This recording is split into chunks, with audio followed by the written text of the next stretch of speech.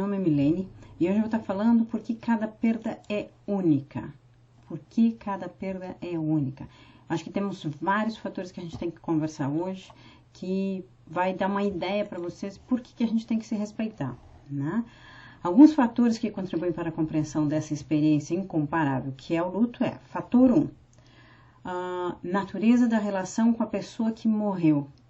Será próxima, será distância, se é pai, se é mãe, se é só um amigo, se é conhecido, se é o vizinho, se é um vô distante, se é um vô muito próximo.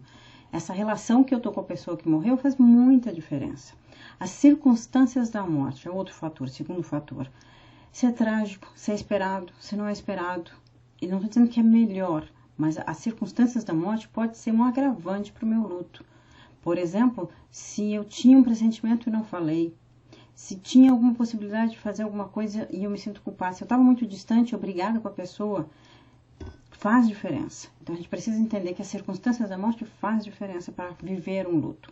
As circunstâncias do sistema de apoio do enlutado significa essa pessoa está com pessoas que entendem o luto, apoiam, estão vivendo também esse luto, ou essa pessoa está só, né? Às vezes acontece num aborto, seja natural ou provocado, que essa pessoa está sozinha, porque as pessoas têm pouca compreensão de quando uma mãe está esperando um nenê, o quanto mesmo no começo da gestação isso já é importante. Ou uma pessoa está doente há muito tempo e as pessoas do lado de fora, quando ela morre, dizem, ah, foi melhor assim. Talvez para o morto tenha sido melhor, mas nem sempre para a família que fica isso é confortável. Então, às vezes, ela não se sente apoiada porque as pessoas acham, não, você tem que ficar feliz pela pessoa. Não, você não vai ficar feliz. Você pode até ficar aliviado porque você sabe que a pessoa parou de sentir dor, por exemplo. Mas igual, você vai estar sentindo, né? Vai estar sentindo. Então, se você não se sente apoiado, isso faz muita diferença no luto. Quarto fator, a personalidade incomparável do enlutado. No sentido, o que eu quero dizer com isso?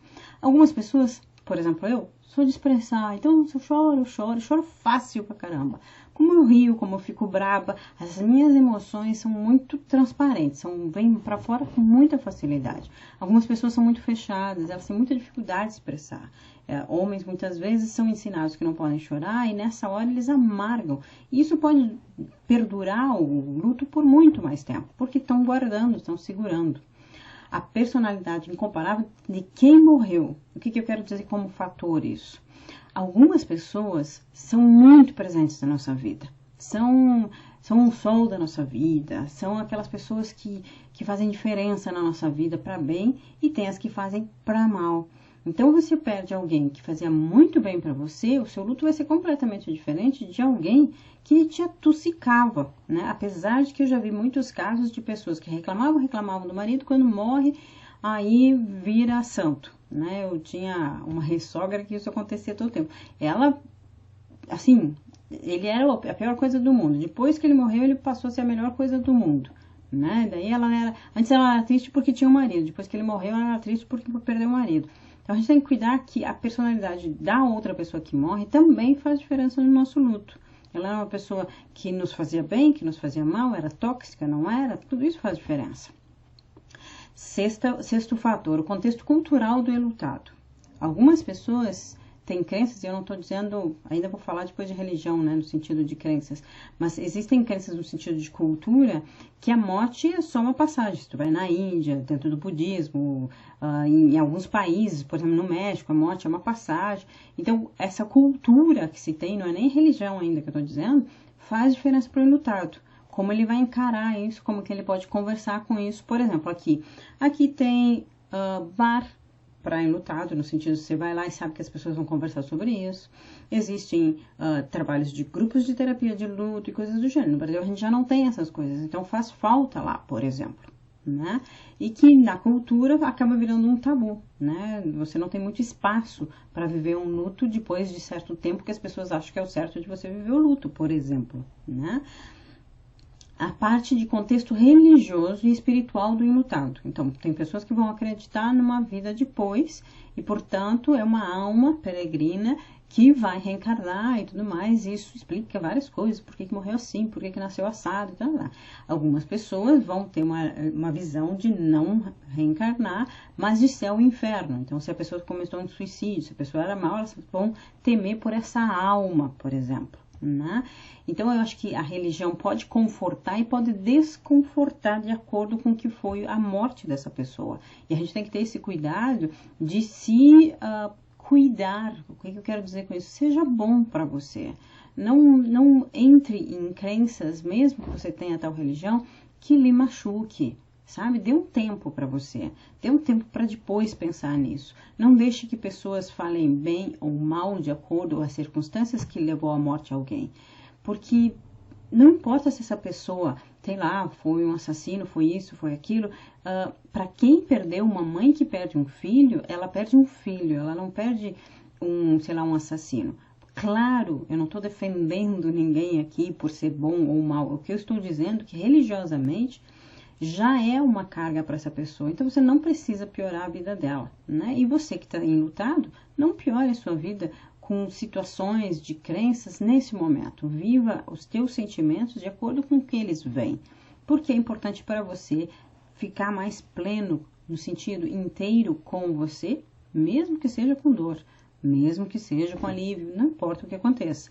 É o seu luto, é a sua forma, né? Outro fator que faz muita diferença no luto, no oitavo, é outras crises ou situações de estresse na vida do enlutado. Por exemplo, acontece muito em situações onde alguém morre do coração e assim, pá, é instantâneo, que essa pessoa já está vivendo um estresse. E às vezes a família está vivendo esse estresse. E aí quando acontece isso, para esse enlutado, ela também está no estresse, então ela vai estar muito mais sensível. Né? Por exemplo, uma morte anunciada, um câncer, uma doença degenerativa ou coisa parecida, as pessoas já estão nesse estresse, desejando, fazendo o possível para que essa pessoa tenha uma boa vida, o final de vida, ou esperança de uma cura, ou coisa do gênero.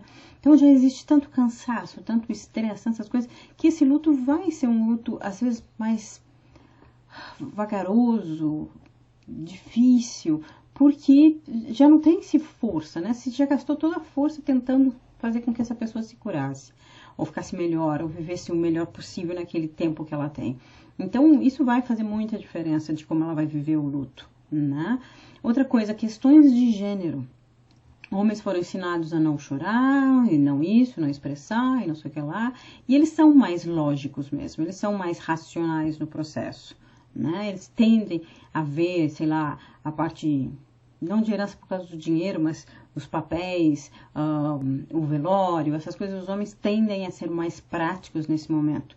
Mulheres são muito mais emocionais, muito mais sensíveis, as pequenas coisas vão tomar uma atenção dela, às vezes a roupa que vai enterrar, às vezes é mais importante do que aonde vai enterrar, então são coisas diferentes dos gêneros e se respeite a isso.